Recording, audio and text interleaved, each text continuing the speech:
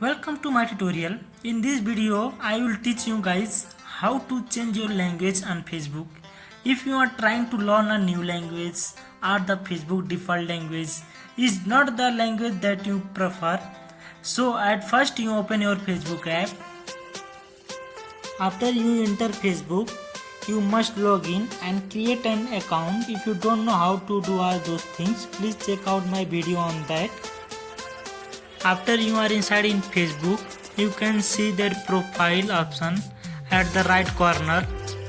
Click on that. Then you can see setting option here. You click on that. Scroll down. You can see language and region here. Click on that. Then click on account and app language.